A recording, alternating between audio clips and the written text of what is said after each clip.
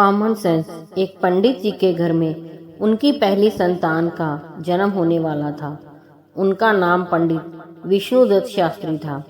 पंडित जी ज्योतिष के प्रकांड विद्वान थे और उन्होंने दाई से कह रखा था कि जैसे ही बालक का जन्म हो, नींबू प्रसूति कक्ष से बाहर लुढ़का देना। बालक जन्मा, लेकिन बालक रोया नहीं, तो दाई ने हल्की सी चपत उसके तलवों में दी और पीठ को मला और अंततः बालक रोया। दाई ने नींबू बाहर लुढ़काया और बच्चे की नाल आदि काटने की प्रक्रिया में व्यस्त हो गई। उधर पंडित जी ने गणना की तो उन्होंने पाया कि बालक की कुंडली में पित्तहंता योग है, अर्थात उनके ही पुत्र के हाथों ही उनकी मृत्यु का योग है। पंडित जी शोक में डूब गए और अपने पुत्र को इस लाछन से बचाने के लिए बिना कुछ कहे बताए घर छोड़कर चले गए। 16 साल बीते। बालक अपने पिता के विषय में पूछता, लेकिन बेचारी पंडिताइन उसके जन्म की घटना के विषय में सब कुछ बताकर चुप हो जाती, क्योंकि उसे इससे ज्यादा कुछ भी नहीं पता था।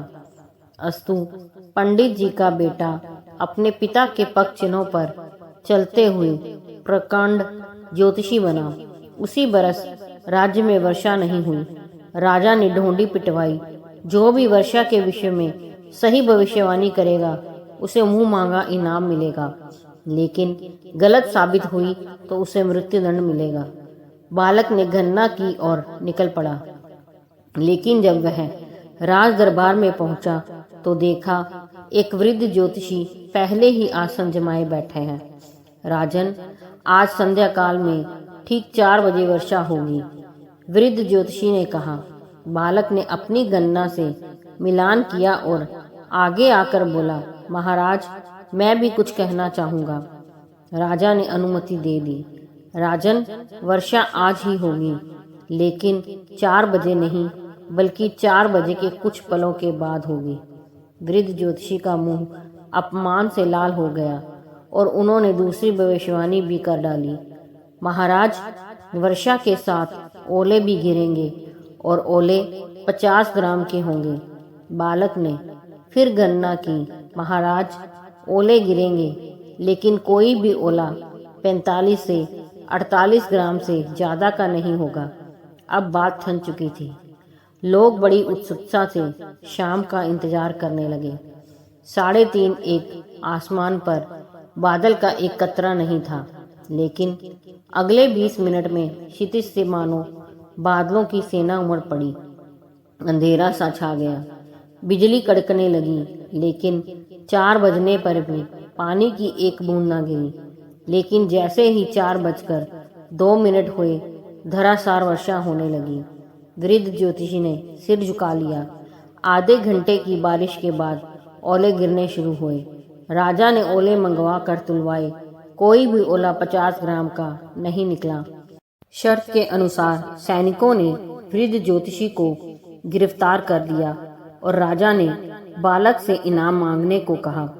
महाराज, इन्हें छोड़ दिया जाए, बालक ने कहा। राजा के संकेत पर वृद्ध ज्योतिषी को मुक्त कर दिया गया। बजाय धन संपत्ति मांगने के, तुम इस अपरिचित वृद्ध को क्यों मुक्त करवा रहे हो?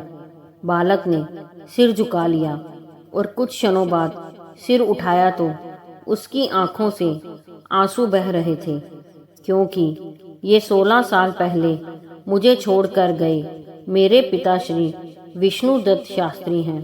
वृद्ध ज्योतिषी चौंक पड़ा। दोनों महल के बाहर चुपचाप आए, लेकिन अंततः पिता का वात्सल्य छलक पड़ा और फफक कर रोते हुए बालक को गले लगा लिया। आखिर तुझे कैसे पता लगा कि मैं ही तेरा पिता विष्णुदत्त हूँ? क्योंकि आप आज भी गणना तो सही करते हैं, लेकिन कॉमन सेंस का प्रयोग नहीं करते।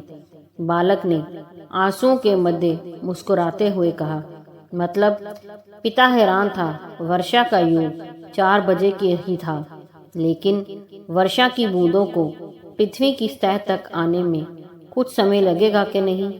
ओले 50 ग्राम के ही बने थे, लेकिन धरती तक आते आते कुछ पिघलेंगे कि नहीं?